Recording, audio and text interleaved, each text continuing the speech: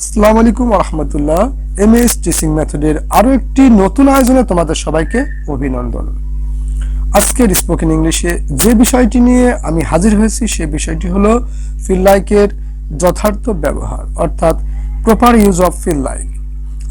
আমরা যদি ইংরেজিতে কথা বলতে চাই বা ফ্লুয়েন্টলি স্পোকেন ইংলিশ শিখতে চাই, তাহলে অবশ্যই আমাদের কাছে ফিল লাইকের নিয়মটি খুবই ইম্পর্টেন্ট, অর্থাৎ গুরুত্বপূর্ণ।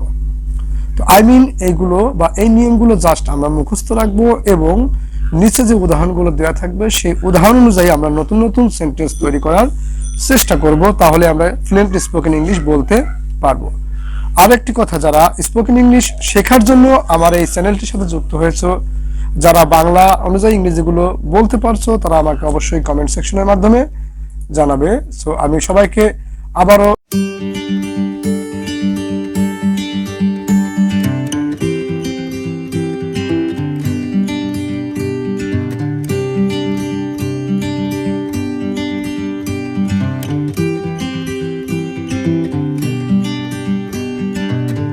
এমএস টিচিং মেথডে স্বাগত জানাচ্ছি।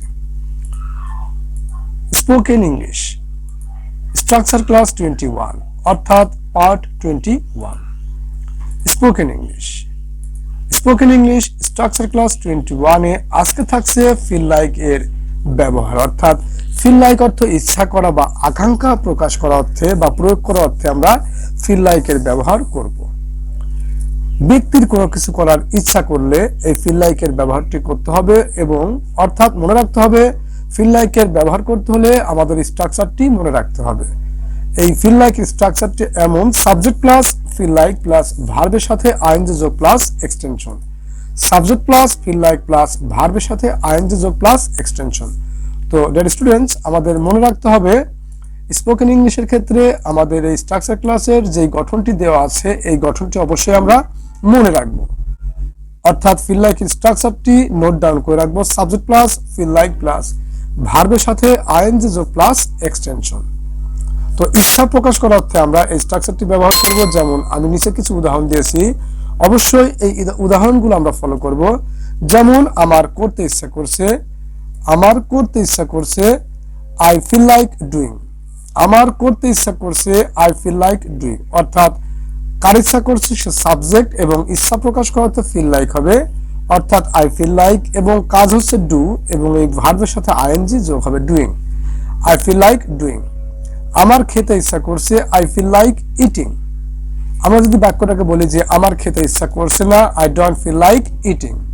তোমার কি খেতে ইচ্ছা করছে, do you feel like eating. অর্থাৎ আমাদের মনে রাখতে হবে আমরা যে কোনো অ্যাফার্মেটিভ সেন্টেন্সকে নেগেটিভ করতে পারবো এবং ইন্টারোগেটিভ করতে পারবো, এবং নেগেটিভের ক্ষেত্রে সাবজেক্টের পরে ডু নট বা ডাজ নট ব্যবহার করতে হবে, সেটা সাবজেক্টের নাম্বার, পারসন বা টেন্স অনুযায়ী। এবং ইন্টারোগেটিভ করতে গেলে ডু বা ডাজ বা ডিডস এর অক্সিলারি ভার্বটাকে সাবজেক্টের আগে নিয়ে আসতে হবে, অর্থাৎ এটি হবে একটি ইন্টারোগেটিভ সেন্টেন্স। তো আমরা অবশ্যই উদাহরণগুলো ফলো করব। যেমন আমার ইংরেজি শেখার ইচ্ছা করছে, I feel like learning English. আমার ইংরেজি শেখার ইচ্ছা করছে, I feel like learning English. আমার কক্সেস বাজার ঘুরতে মন চাইছে, I feel like roaming around in Cox's Bazar. I feel like roaming around in Cox's Bazar. Dear students, আমরা কিন্তু ফিল লাইকের আগে বা সাবজেক্টের পরে আমরা ডু নট বা ডন্ট যোগ করলে সেন্টেন্সটি নেগেটিভ হয়ে যাবে। আমার পাখির মতো উড়তে ইচ্ছা করছে, I feel like flying like a bird. I feel like flying like a bird. আনন্দে আমার কাঁদতে ইচ্ছা করছে, I feel like crying for joy. আনন্দে আমার কাঁদতে ইচ্ছা করছে, I feel like crying for joy. আমার আজ কোনো কিছুই ভালো লাগছে না, অর্থাৎ I don't feel like doing anything today. আমার আজ কোনো কিছু করতে ইচ্ছা করছে না বা ভালো লাগছে না, I don't feel like doing anything today.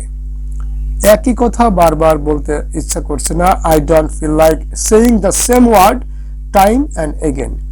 একই কথা বারবার বলতে ইচ্ছা করছে না, I don't feel like saying the same word time and again. আমার এক মুহূর্ত এখানে মন টিকছে না বা থাকতে ইচ্ছা করছে না, I don't feel like staying any longer here. I don't feel like staying any longer here, মানে আমার আর এক মুহূর্ত এখানে থাকতে ইচ্ছা করছে না বা মন টিকছে না। তোমাকে দেখে খুশিতে আমার নাচতে ইচ্ছা করছে বা নাচতে মন চাইছে, I feel like dancing in happiness to see you. I feel like dancing in happiness to see you.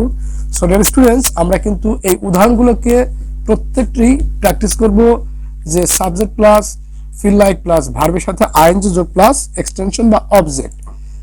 এমনিতে বা এমনই ভাবে ফিল লাইকের আগে ডু নট বা ডন্ট যোগ করলে কিন্তু সেন্টেন্সটি নেগেটিভ হয়ে যাবে। আবার যদি সাবজেক্টের শুরুতে ডু বা ডাজ ব্যবহার করি সেক্ষেত্রে কিন্তু বাক্যটি ইন্টারোগেটিভ হয়ে যাবে। তো আমরা প্রতিটি সেন্টেন্সকে এভাবে অ্যাফার্মেটিভ, নেগেটিভ বা ইন্টারোগেটিভ করার চেষ্টা করব। আর যারা বুঝতে কষ্ট হবে তারা অবশ্যই আমাকে কমেন্ট সেকশনের মাধ্যমে জানাবে।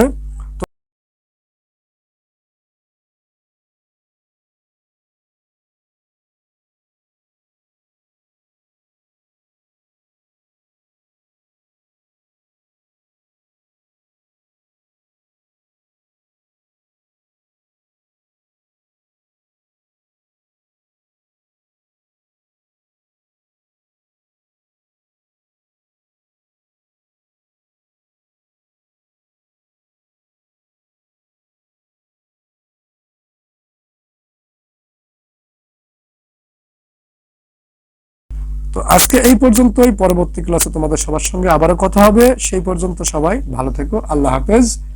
Thank you for watching.